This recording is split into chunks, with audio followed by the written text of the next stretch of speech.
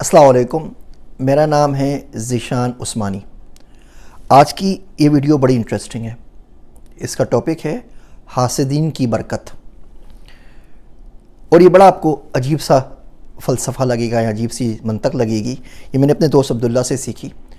دنیا کے جو بھی نیگیٹو کام ہوتے ہیں نا، جو بھی نیگیٹو تھاٹس ہوتی ہیں، وہ اس میں سے کوئی نہ کوئی خیر کا پہلو نکال لیتا ہے۔ میں نے اس سے صرف ایک دفعہ بولا کہ جی مایوسی ہو رہی ہے، بڑا مایوس ہو گیا ہوں، تو اس نے بولا بڑی مبارکباد ہے، بڑی اچھی بات ہے۔ ہر جگہ سے جب بندہ مایوس ہو جاتا ہے تو اللہ کے پاس ہی جاتا ہے نا، پھر اس کا مطلب ہر جگہ سے اس کی چھٹی ہو گئی۔ اس نے بولا اس نے بھی کام نہیں کیا، اس نے بھی کام نہیں کیا، اس نے بھی کام نہیں کیا، اب آرام سے فارغ ہو کے جا نماز پہ بیٹھ کے بالکل فوکس کے ساتھ دعا مانگ سکتا ہے۔ تو مایوسی تو بڑی اچھی چیز ہے کہ بندہ ہر جگہ سے مایوس ہو کے ایک جگہ پہ آ جائے۔ ایک دفعہ کوئی فقیر اس کے پاس آ گیا، فقیر نہیں، اس نے بولا بیٹا کچھ اللہ کے واسطے دے دو، اللہ کے نام پر، یقین جارو میرا اللہ کے علاوہ کوئی نہیں ہے۔ تو کہا ماسی مبارک ہو مائی جی، اس سے اچھی بڑی برکت والی کیا بات ہے کہ اللہ کے سوا آپ کا کوئی نہ ہو۔ اللہ مل گیا تو باقی کیا چاہیے، یہ سارے پیسے میرے آپ لے لیجئے۔ بٹوا پورا نکال کے اس نے ہاتھ پہ رکھ دیا، یہ اللہ میاں سے میری دوستی کروا دیجئے۔ تو وہ کوئی نہ کوئی پہلو اچھا نکال لیتا ہے۔ تو بات ہو رہی تھی حاسدین کی۔ ایک دفعہ میں نے اس سے ذکر کیا، میں نے کہا یار یہ دشمن بہت ہو گئے ہیں اور بڑے حسد بھی کرتے ہیں اور مختلف چیزیں بھی کرتے رہتے ہیں، بڑا تنگ آتا ہوں ان لوگوں سے، کیا کروں؟ تو اس نے بولا کہ تمہیں تو اللہ کا شکر ادا کرنا چاہیے۔ ہر وہ گالی جو فیس بک کے اوپر، یوٹیوب کے اوپر مل جائے، کوئی اور بندہ سنا دے، اس پہ شکر ہی ادا کرنا بنتا ہے۔ تو میں کہا یہ کیسے؟ تو کہنے لگا کہ یہ بہت ساری چیزیں زندگی میں آپ کے نصیب میں نہیں ہوتی شاید۔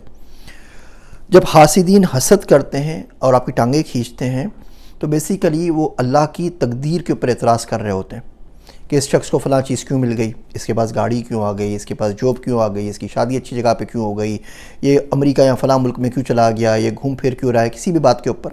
تو ان کا اعتراض آپ کے اوپر نہیں ہوتا، آپ کی ذات تو کچھ بھی نہیں نا اس پوری دنیا میں، چھوٹی سی کوئی حیثیت ہی نہیں رکھتی۔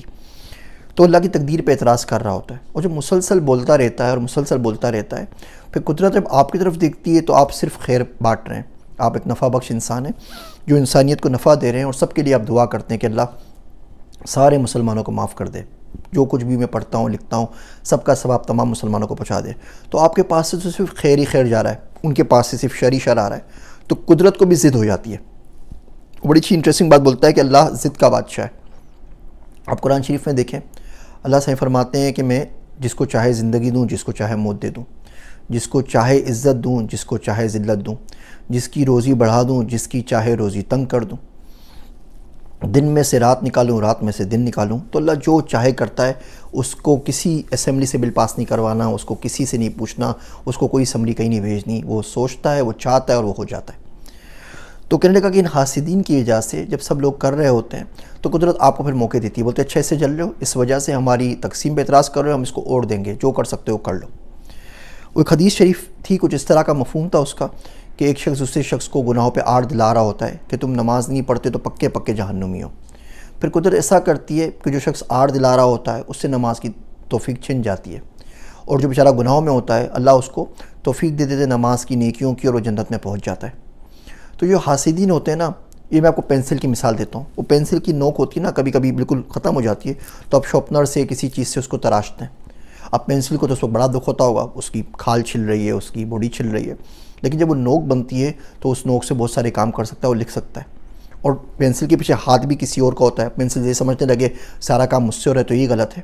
تو کبھی کبھی قدرت آپ کے اوپر کوئی بندے چھوڑ دیتی ہے، اور یہ بات سمجھنے والی ہے، تھوڑی سی مشکل ہے، اس کو واپس سنیے۔ کبھی کبھی قدرت جان بوجھ کے آپ کے اوپر کوئی بندے چھوڑ دیتی ہے جو آپ کو ذلیل کرتے ہیں، جو آپ سے بغض رکھتے ہیں، آپ سے حسد کرتے ہیں، آپ پہ ظلم کرتے ہیں، آپ کی برائیاں کرتے ہیں، معاشرے میں جا کے آپ کی وہ معائب بیان کرتے ہیں جو آپ میں موجود نہیں ہوتے۔ تو اس کا مطلب ایک تو یہ سمجھ لیں کہ ترقی کی راہیں کھل رہی ہیں، اور آپ ضرور ضرور ضرور ترقی کریں گے، کیونکہ کسی کے کہنے سے اگر کچھ ہوتا تو پوری دنیا ختم ہو چکی ہوتی، سب لوگ ایک دوسرے کو بد دعائیں دے دے کے ہی مار چکے ہوتے۔ اللہ کو اپنے بندوں سے بڑی محبت ہے، کسی کی بد دعاؤں کا، حسد کا کوئی اثر نہیں پڑتا۔ دوسری بات یہ جان لیجئے کہ آپ صحیح راہ پر چل رہے ہیں۔ اگر آپ صحیح راہ کے اوپر ہیں تو یہ پتھر بھی آئیں گے، گالیاں بھی آئیں گی، لوگ بھی آ کے سر ٹکرائیں گے۔ میرے دوست ہیں جاوید چودھری صاحب جو ایکسپریس میں لکھتے ہیں، وہ کہا کرتے ہیں کہ انسان کے پاس دو چوائسز ہیں، یہاں تو وہ لوگوں کا ترس ریسیو کرے، کہ لوگ اس کے اوپر ترس کھائیں کہ یار بیچارہ کتنا غریب ہے، مجبور ہے، کیا ظلم ہو گیا، یا لوگ اس سے جلن کریں. تو وہ کہتے ہیں جلن والا طریقہ اچھا ہے، لوگ جلیں یہ زیادہ بہتر ہے بجائے اس کے کہ ترس کھائیں. میرا دوست عبداللہ کہتا ہے اس سے اچھا بھی ایک طریقہ ہے. وہ طریقہ یہ ہے کہ اس بات کی فکر چھوڑ دی جائے کہ کون ترس کھا رہا ہے اور کون جل رہا ہے، کون بد دعا دے رہا ہے اور کون حسد کر رہا ہے. بندہ رات کی تاریکی میں اپنے مالک کے پاس جائے اور اپنے رب سے عرض کرے کہ اللہ یہ کام کرتا ہوں. جو لوگ کہتے ہیں انسان ہوں، مجبور ہوں، بات ذہن میں بیٹھ جاتی ہے، بڑا دکھ ہوتا ہے، تو اس دکھ کے بدلے بھی مجھے ثواب دے دے، اس دکھ کو بھی میری نیکیوں کی انوینٹری میں لکھ لے. یہ جو سزا مجھے ملی کہ میری عزت تھی اور اس نے کوشش کی کہ وہ اس کو تباہ کرے، اس کو بھی ہدایت دے، مجھے اور عزت عطا فرما. ہر گالی کے بدلے میں دعا دینا سیکھ لیجئے، ہر برائی کے بدلے میں نیکیاں سمیٹنا سیکھ لیجئے. تو یہ حاسدین کی برکت ہوتی ہے، اگر یہ کسی کو مل جائے زندگی کے اندر تو بہت اونچا جاتا ہے. پھر وہ جو چاہے کر لیں، جتنا چاہے حسد کر لیں، جتنی چاہے برائی کر لیں، ان کا چلتا کچھ نہیں ہے. اور وہ یہی بولتے ہیں کہ بندہ اوپر سے اوپر جا رہا ہے، اس کمبخت کو ہوتا کیوں کچھ نہیں. وہ اس لیے نہیں ہوتا کہ آپ کی ٹکر اس بندے کے ساتھ نہیں ہے. کبھی بھی کسی شخص سے پھڈا کریں، جو دیکھ لیا کریں اس کے پیچھے کون ہے. اگر تو اس کا اللہ سے کوئی تعلق ہے تو یقین جانیے اگر وہ غلطی پر بھی ہے نا، تو آپ کے چھوٹے سے فائدے کے لیے یا نقصان کے لیے اللہ اپنے دوست کو آپ کے حوالے نہیں کرے گا. اگر اس کا اللہ سے کوئی تعلق نہیں ہے تو قدرت کی ایک نہ ایک دن پکڑ آنی ہے. جس دن پکڑ آئے گی آپ کا حساب اس کے ساتھ ہی صاف ہو جائے گا. تب بھی نہیں بنتا کہ آپ کسی مسلمان کیا کسی انسان کو بد دعائیں دیں یا اس کے لیے حسد کو دل میں پالیں. حسد ایک ایسی آگ ہے جس میں بندہ جلتا رہتا ہے اور جل کر خود ہی ختم ہو جاتا ہے، باقی کسی کا نقصان نہیں ہوتا. اور یہ ایسی آگ ہے جو باہر والوں کو عموماً نظر بھی نہیں آتی.